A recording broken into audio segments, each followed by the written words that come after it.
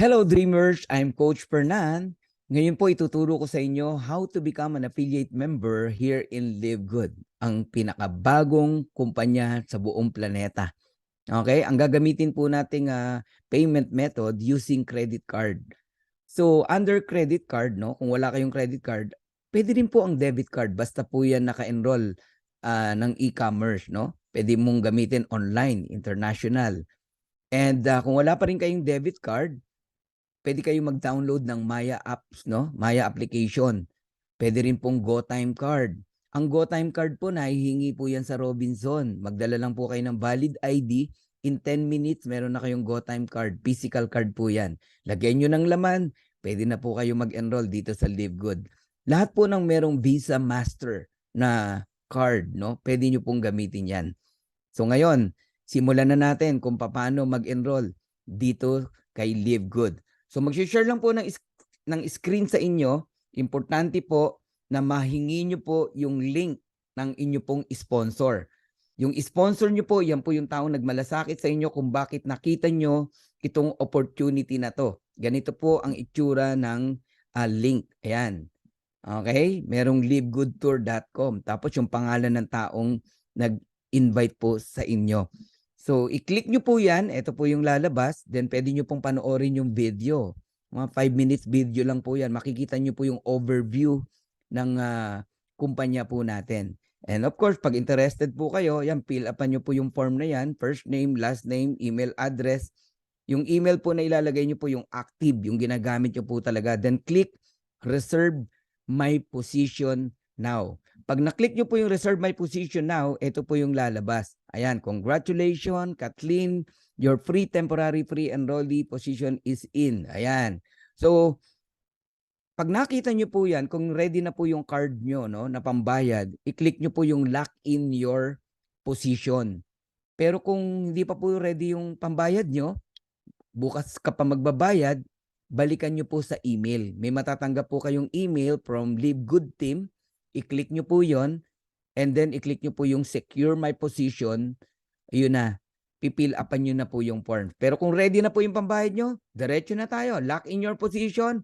Ito naman po yung makikita nyo. Magpipil up na po kayo. Nandiyan na yung pangalan nyo, last name nyo, di ba? Email, then phone number. Fill upan nyo po lahat ng nakikita nyo. Information nyo po yan.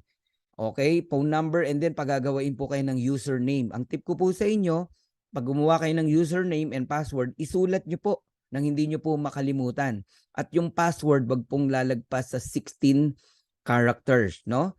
And wag din po bababa sa 5 characters. Pag nagawa nyo na po yan, pipili po kayo, option 1 or option 2. Ano ba tong option 1? Ang option 1 po, ito po yung one-time $40, no, to become an affiliate member plus $9.95 monthly membership po yan. Kaya ang total po is $49.95.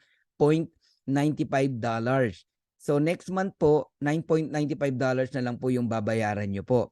Ide-debit yun sa card nyo. Okay? Ngayon, kung option 2 yung pipiliin nyo po, one year po yan. Naka-discount kayo ng 20%, no? So, one time $40 and then $99.95 yearly membership.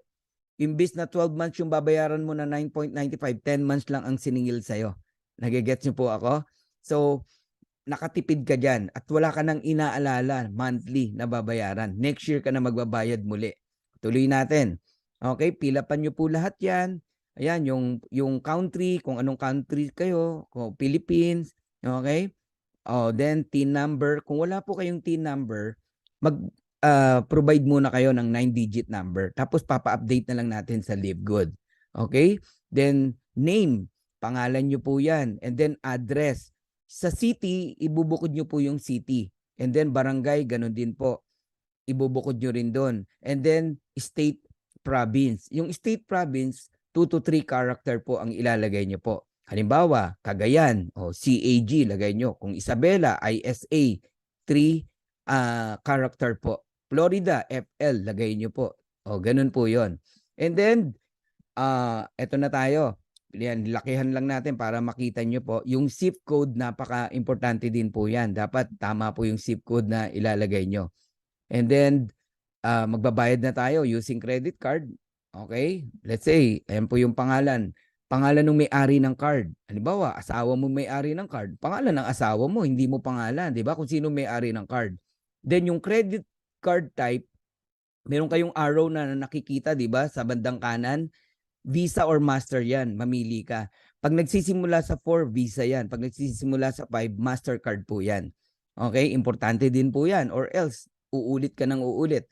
Yung 16-digit number nakalagay yan sa harap ng credit card nyo. And then expiration date, and then yung security code nandun po sa likod ng card nyo, 3 numero po 'yon. Ngayon, pagdating sa copy shipping address, ang ilalagay nyo po dyan, nung in-apply nyo yung card na yan, anong address ang ginamit mo? Dapat same po yun. So, pinoprotektahan tayo ng company sa fraud, no? Dapat tama po yung inilalagay nyo po na information. Okay? And then, ayan na po, ipa-final na natin. Andiyan na po yung name, email address, cellphone number, everything, no? Username, password, kung magkano yung babayaran, $49.95. Ito po yung huli nyo makikita. Okay? Meron pong dalawang dapat kang i-check dyan, no? Lakihan natin. Ayan, no? Ayan. I understand that I will be charged $49.95 immediately today and $9.95 per month. Ayan. Pwede mong i-cancel yan anytime. And then, I agree to the policies and procedure. I-check nyo po yan. And then, i-click nyo po yung complete my sign up. Pag na-click nyo yung complete my sign up at wala pong error, ito na po yung lalabas dyan. Ayan, join success. Okay? And then, click continue. Ang lalabas na po dyan, ganito po ang itsura.